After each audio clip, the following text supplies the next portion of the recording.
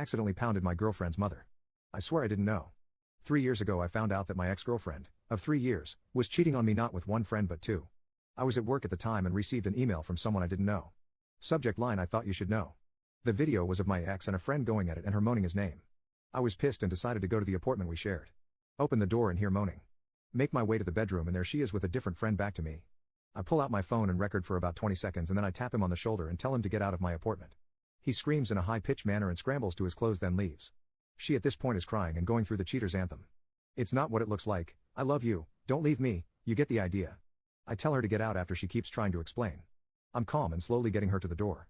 That night I cancelled and paid off everything for the month, including all bills and services. Call the landlord and inform him what's going on.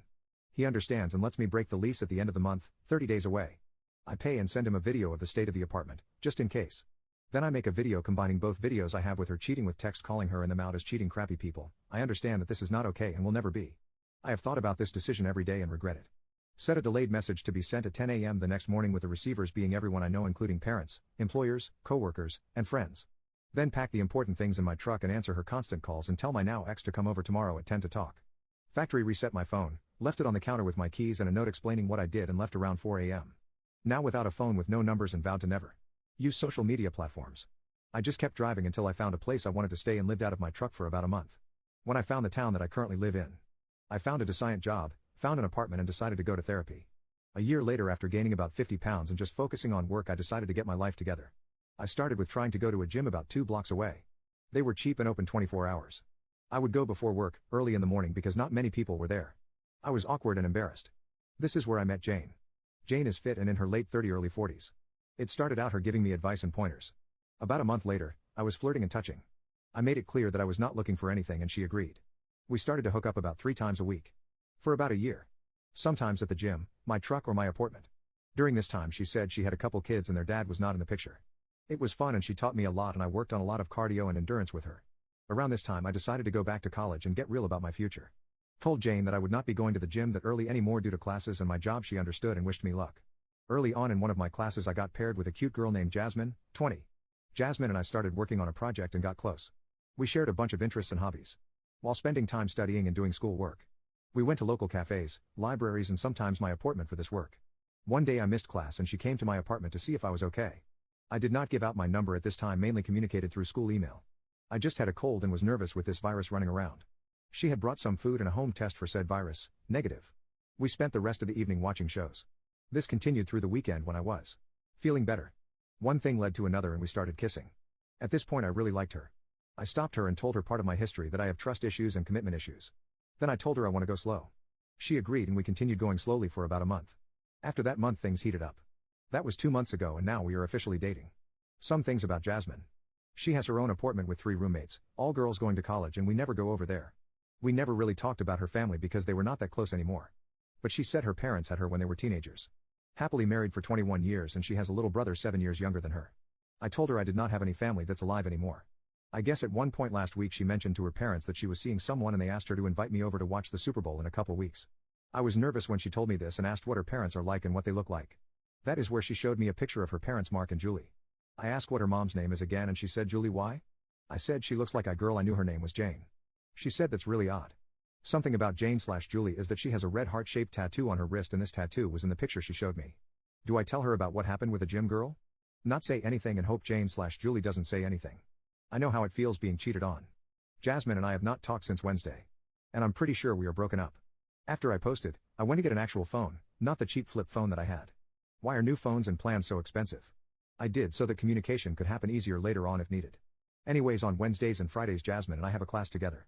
When she came in, she could tell I was still not acting normal and tried to make me cheer up and it worked.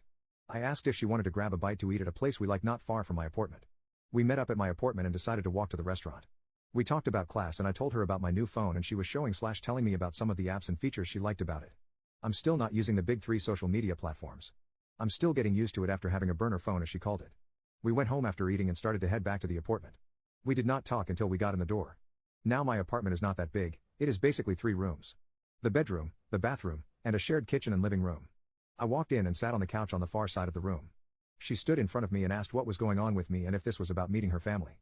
I responded that it was and we needed to have a serious talk, and then I asked if she could please sit down. She got a sad and worried look on her face and asked if I was breaking up with her. I responded that this is the last thing I want to do. That I care for her and I trust her.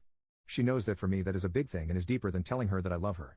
I asked her if she could answer a few questions honestly and please wait until after to ask questions back. She agreed. The first question was if I could see the picture of her parents again. She showed me. Then I asked if she had a picture of her mom's tattoo on her wrist. Which she did from the day she got it done. My heart dropped at this point. Heart-shaped tattoo with the same details in writing. She noticed my shift at this and started to ask about it but stopped herself. I then asked if her mom goes to the gym. She responded that she thinks she did before her brother goes to school. I think at this point she was really connecting the dots. My next question was the one that confirmed that it was her mom. I asked if she had an identifiable scar describing the shape and location.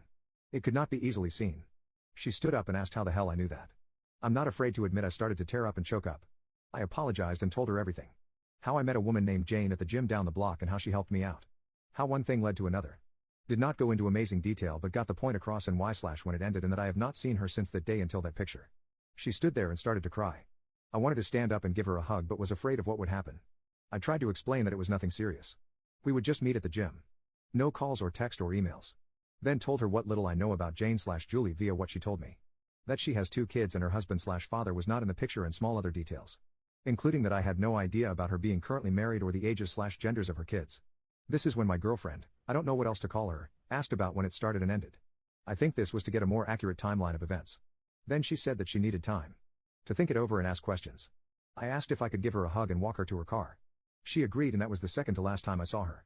When Friday's class came around she walked in not looking like her normal self. I stood up, made eye contact and she shook her head and walked to the other side of the room. Not going to lie, that look broke me. I went through the motions of class and as soon as time was up she left the room in a hurry. I talked to my professor and asked if I could finish the semester at home instead of in class. I didn't want to cause her any more problems. I made the excuse of my job sending me somewhere for an unknown amount of time and we ended up with an agreement. I am currently sitting in my apartment and trying everything in my power to not call or text her.